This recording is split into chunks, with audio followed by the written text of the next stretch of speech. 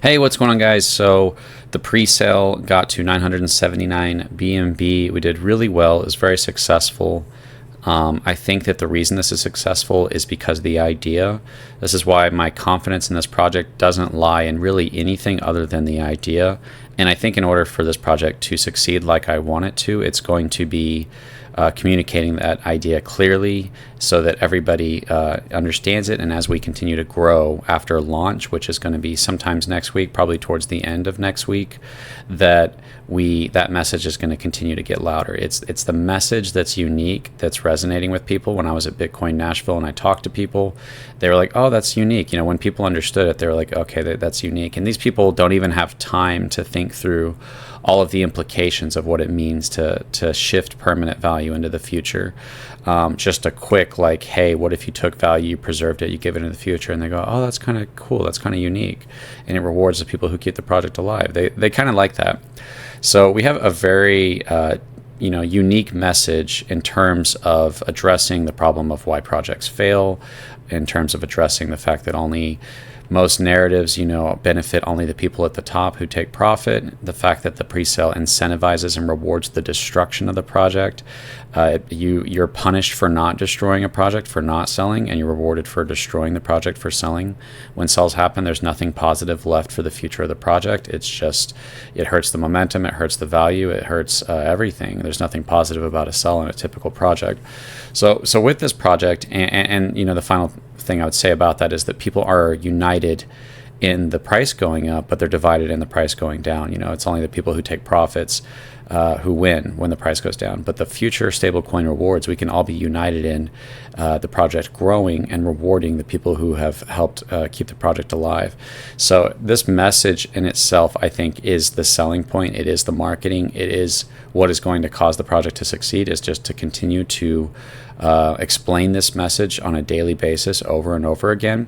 And as the project grows, if the price is going up, people are going to pay attention, and that message is going to have more weight to it, and it's going to get louder. And I think that we have a very unique message with a very unique approach to how this is done in terms of the delayed stablecoin rewards and the impact that has on the sentiment and the psychology of the holders as a whole, and as people enter into a new project. Never have I seen a project that has this kind of a hedge or protection against a sell-off. Usually sell-off is worst case scenario, but if the price goes down enough, if the price goes up and we establish those rewards in the future and then it goes down, going down enough becomes an entry point into those rewards. It actually protects it from going down so much, because at a certain point it'll just become profitable to buy the token as the price goes down and the rewards go up. Because the rewards go up more as the price goes down.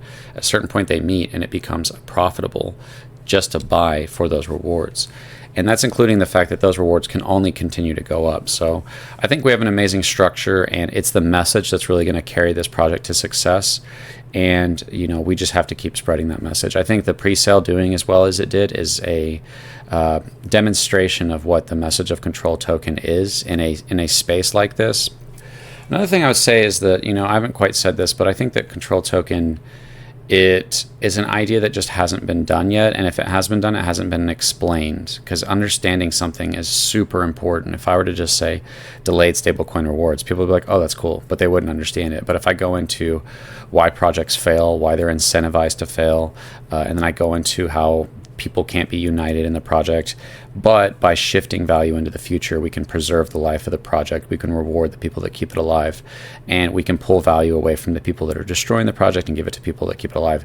That narrative has a lot of power to it. It has a lot of value to it, and it's real. It's not hypothetical based on a bunch of situations like utility succeeding or like partnerships or whatever, or getting this mass hype going. I think that the marketing and the pre-sale basically kind of demonstrated that once you start to get that fire going, it goes.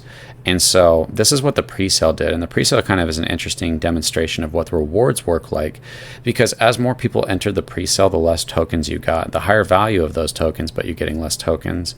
In the same way, the rewards kind of work that way as well. The more people that enter into the staking contract, the rewards have to be shared among the people that are entering the staking contract.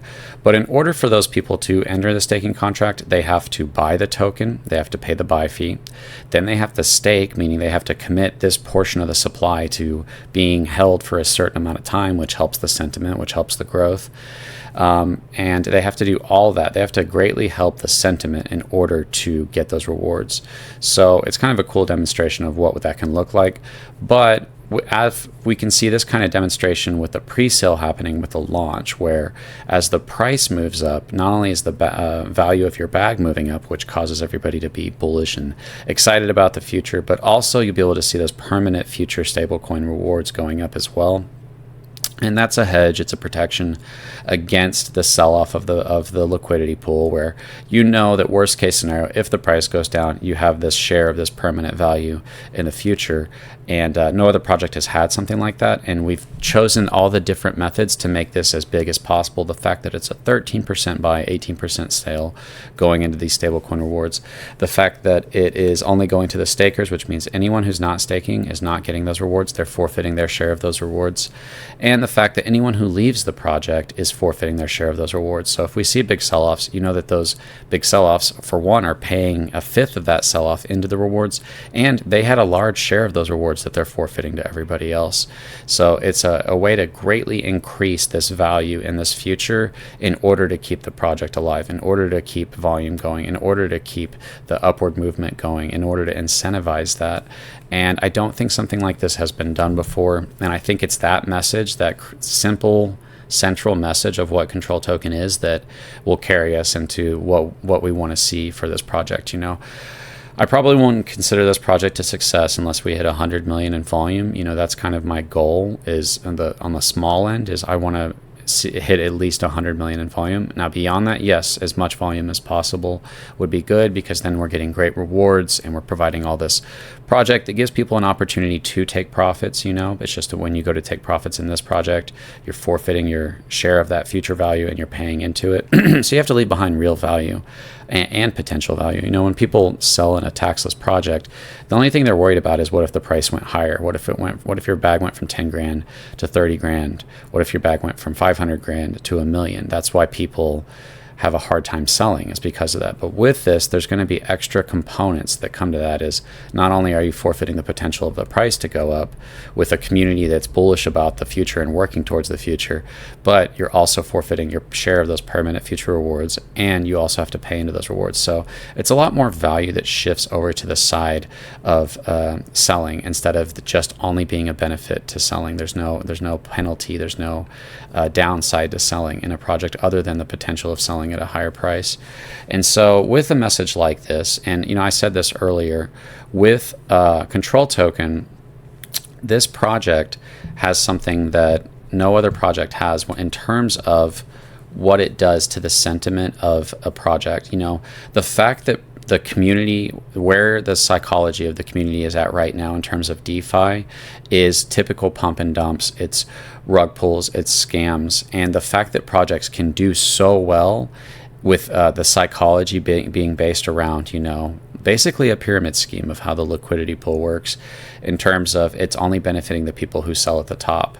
All the power, all the rewards, all the control is being given to the people at the top, and the Control Token is trying to take that back. But by doing so, I think that what Control Token really is it's saying, because the psychology of what the people are used to right now is so messed up in terms of so much reward, so much value, so much power and control being given to such a small group of people, that I think that the fact that projects can blow up at all with a sentiment, a psychology, a setup like that, a distribution like that, means that if you were to balance it just a little bit, which is what we're doing quite a lot through the buy and sell tax and through the delayed, that you can create something that has the potential, because everyone is looking at projects through the psychology and perception of what a typical crypto project is, to bring in something like this that alleviates that fear of sell pressure, that has that future value, that preserves the life of the project, I think can be something quite amazing. And so I think the message is central to the success of the project. I've watched projects blow up with hundreds of millions of dollars, with insane market caps, with no utility. And it wasn't the exchange listings, it wasn't anything. It was people believing in an idea. And so what I'm doing is is I'm taking an idea that's true and giving people something worth believing in.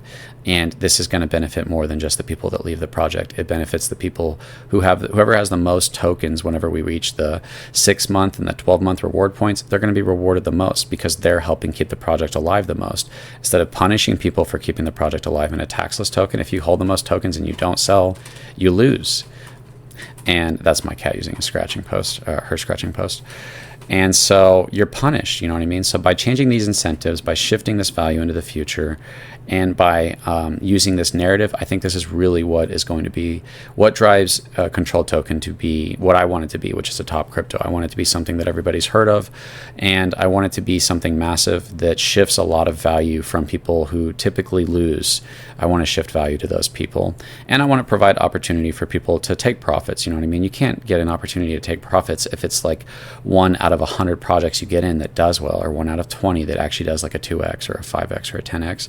Wanted to create something that does do a massive explosion in value, and I can't guarantee that at all, but I can say that it's designed to do that.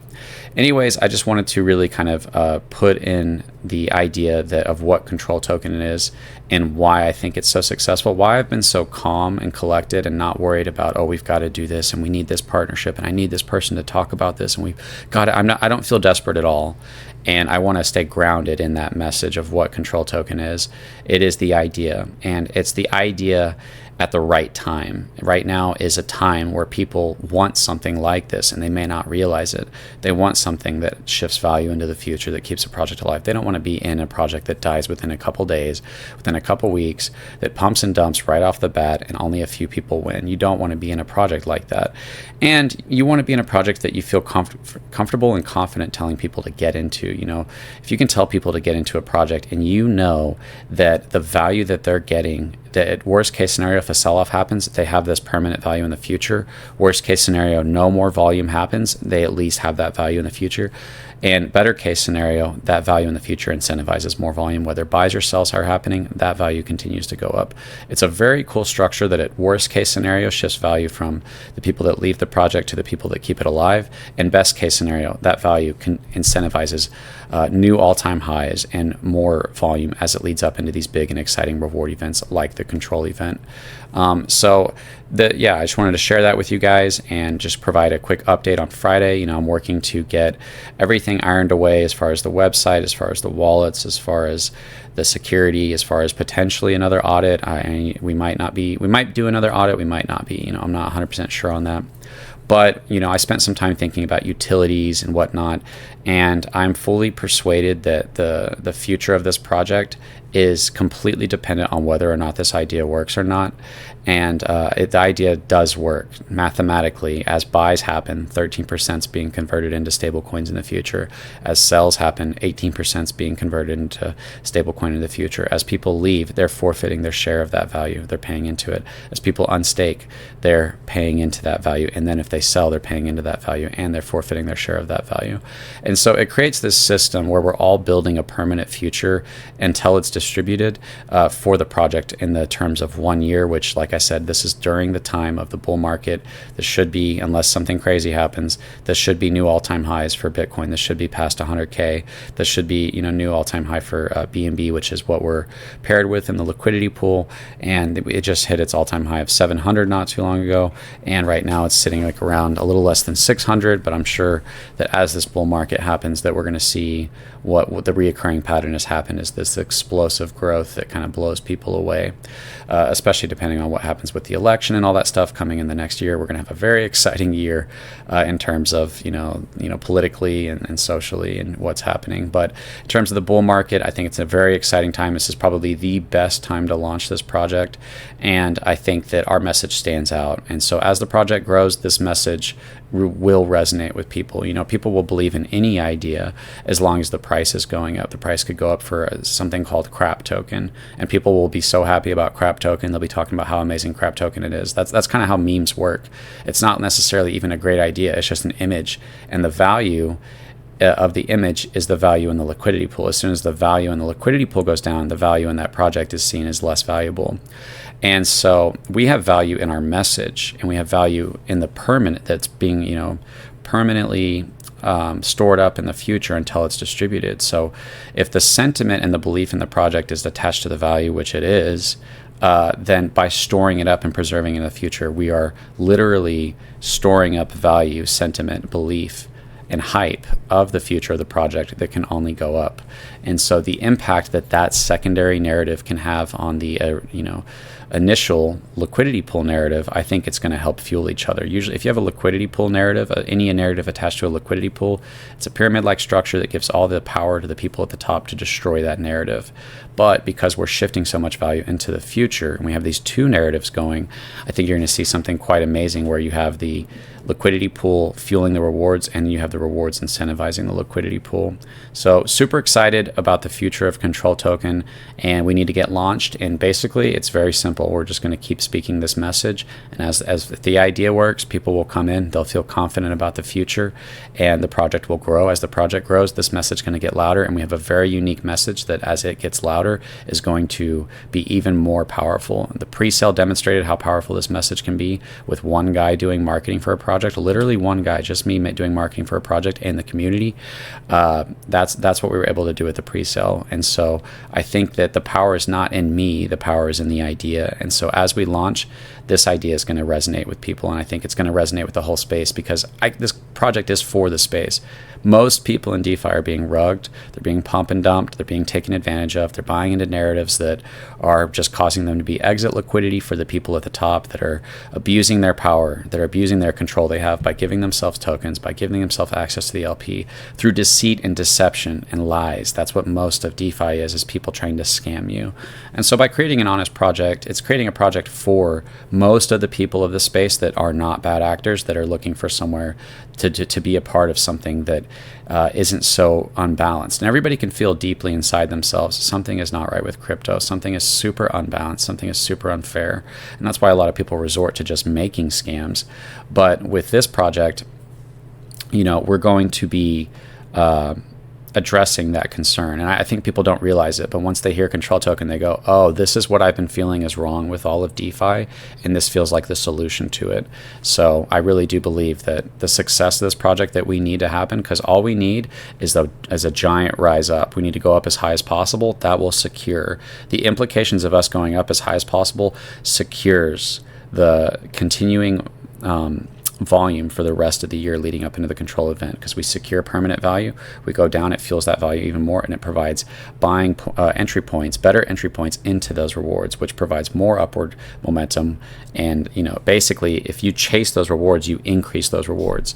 And it's a crazy system we have that protects against sell-offs. It protects against all kinds of things. And so yeah, super excited to get this project done. I don't want anybody to idolize me. I'm the creator of the project. I'm not a CEO. I'm not taking any crazy title. Just trying to create a project that helps people, that helps my family, that does well. All my family, I have about different family, and my mom, my uncle, my brother, my cousin, they bought into this project. My stepdad, he bought into this project. Nobody's getting tokens. I'm not getting tokens. I had to buy as well. And so that should give you a sense of confidence that I'm willing to get them in on this project as well, because I believe in it.